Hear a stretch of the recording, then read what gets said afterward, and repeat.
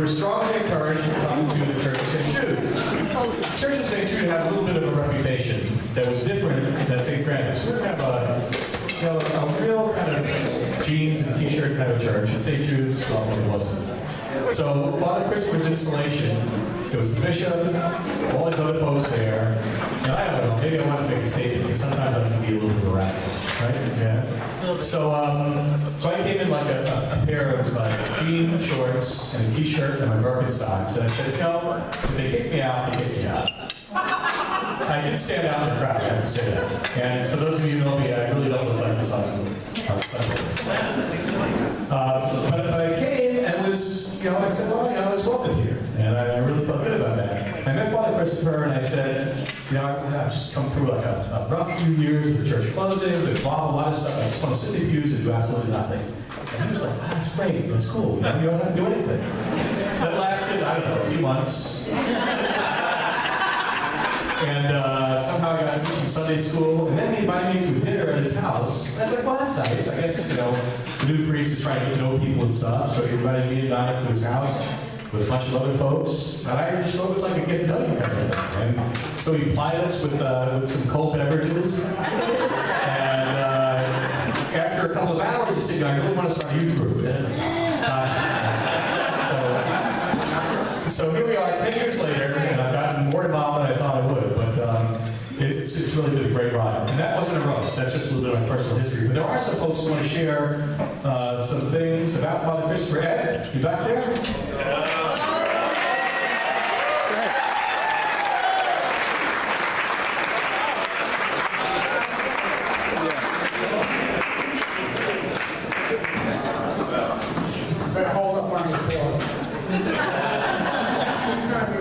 I'll be excommunicated. Well, you already got that letter. I started off as a Eucharistic minister with the moment of the coffee maker.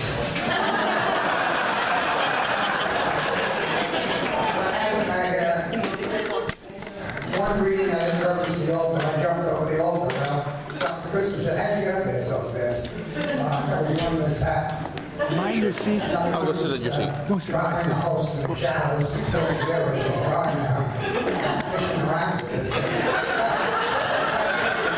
Jerry, you really want this? In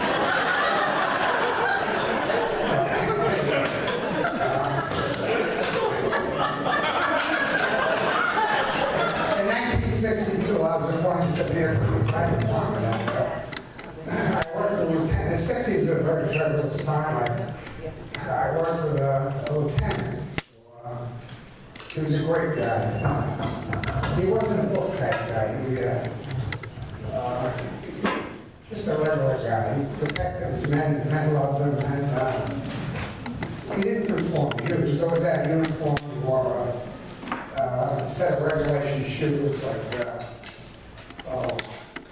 deck sneakers, but he had a reputation. At that time, there were hippies, there were flower children, and Yankee Warlords. He was called a heavy lieutenant. Father Christopher fits that mold. He's a heavy priest.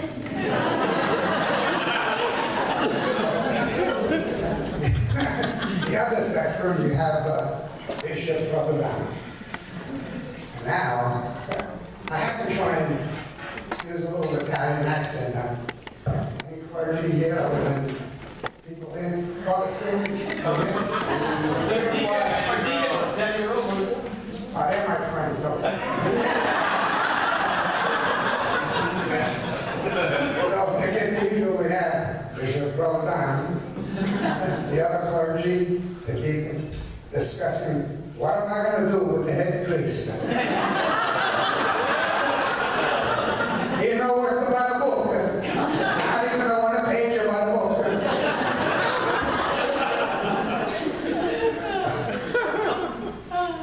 What am I going to do?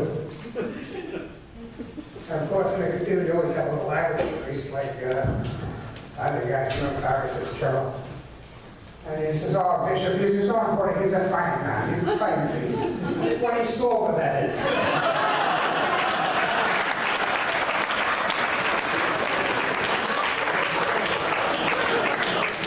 You mean he drink it too? Thank God he said Jews.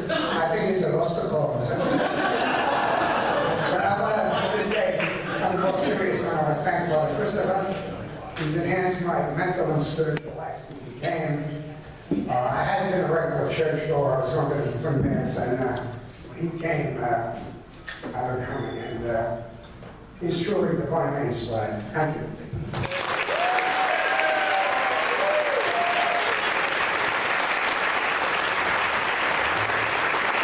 Is how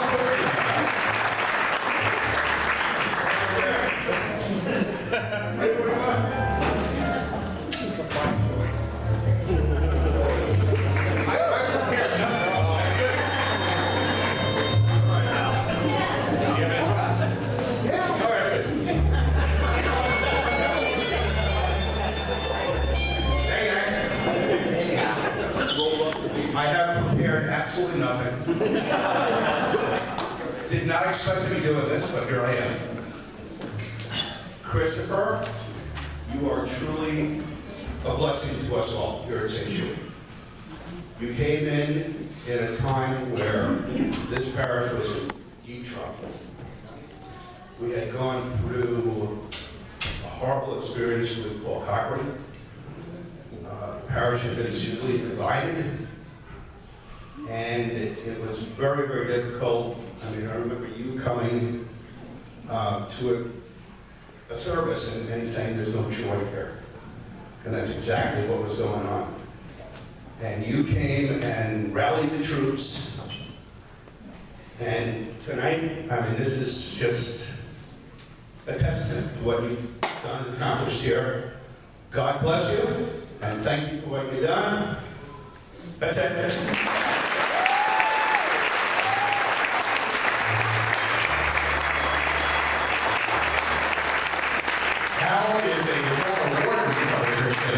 And now another former warden, John Stone. John, you there?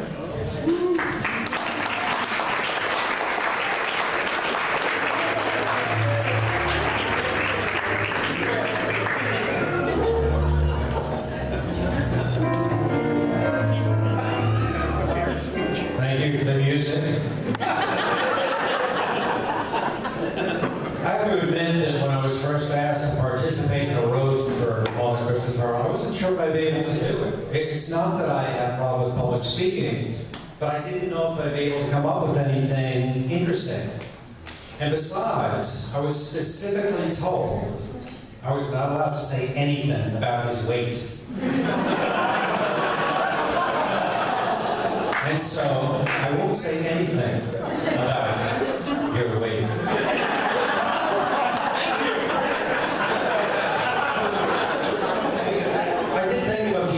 Finally, when he first arrived on the scene, you know, we did a lot of buildings and ground issues, looking at the place here, the rectory.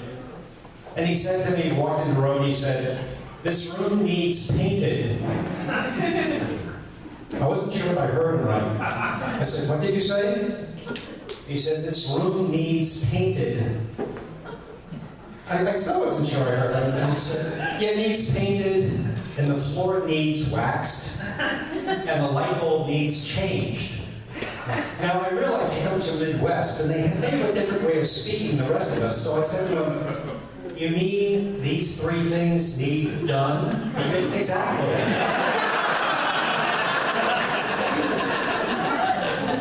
Then there was his pronunciation of certain words. In particular, the word water. Water is a very common word. We drink water, we swim in water, we wash with water. But when you're from the Midwest, that T is stressed. It's Wantagh. It spits out at you. I remember the first baptism he performed. He was going through it, and when he got to the Thanksgiving of the water, he said, "We thank you, Almighty God, for the gift of water." It ricocheted, that tea ricocheted off the walls. Everyone in the first two pews reflexively ducked for cover. And the baby, which was sleeping peacefully to bed, began to wail. And this went on baptism after baptism after baptism. until one Sunday at a baptism. I'm up there in the choir loft watching, as I always do, and he said the word water, like a New Yorker, with a D like it's supposed to be.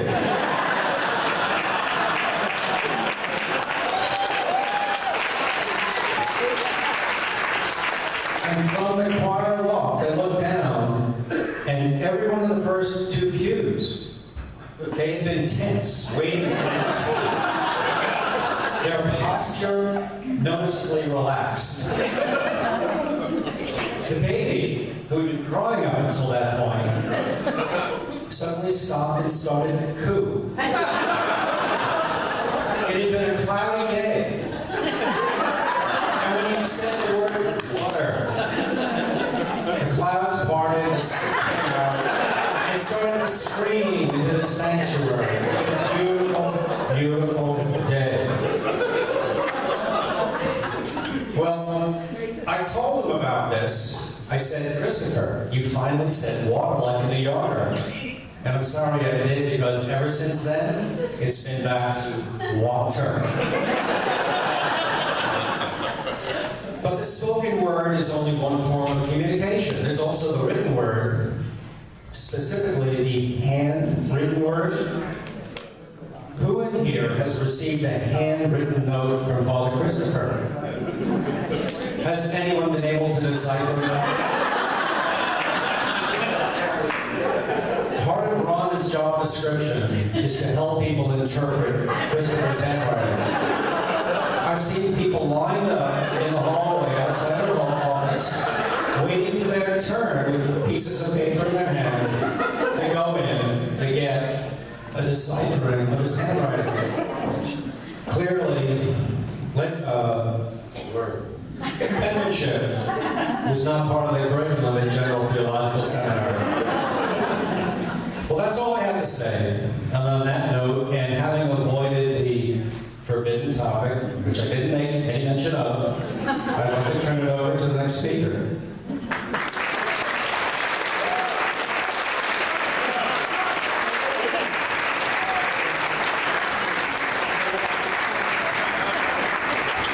And our next speaker will be the interpreter.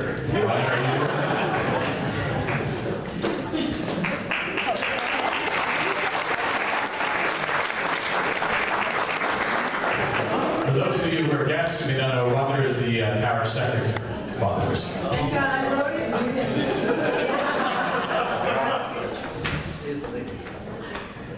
Hi. Remember you worked with me. I went through a lot of pages and I ended up with just two, so you're going to be all right. Father Christopher, congratulations on 10 years of being our priest here at St. Jude's. Or my priest on an occasional Christmas Eve or Easter Sunday.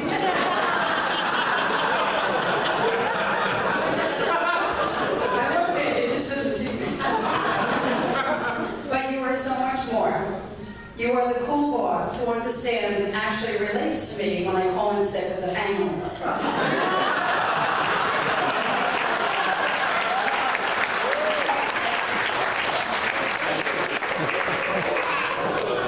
You are the best casual dressed priest I know. I especially love the bare feet. You are the special champagne celebration on the Thursday morning. I love Bible study.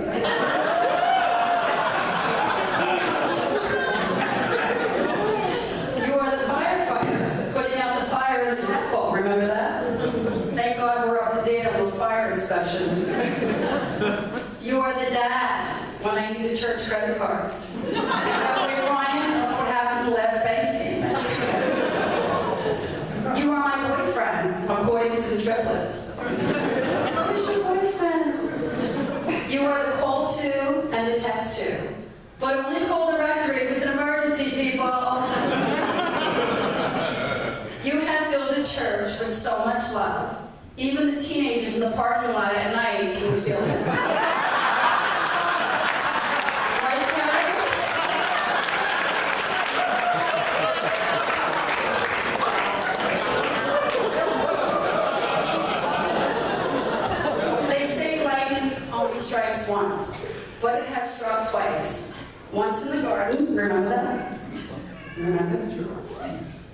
and the day you came to St. Jude's. You have lit up the church with your tooth-gap smile and your unconditional love for all of us.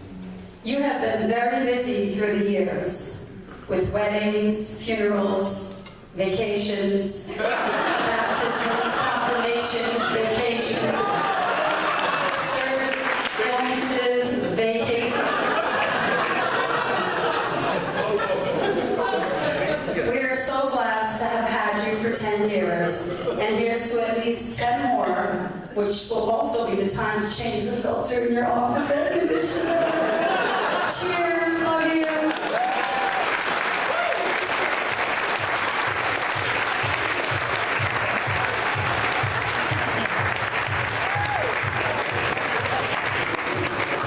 A very special friend of St. Jude for many, many years has been Mother Deborah. And she rolls her eyes. And Mother Deborah's now in Ohio. And I'm just really, really, really happy to see you. And by the way, Mother Deborah's going to be preaching tomorrow, too. So.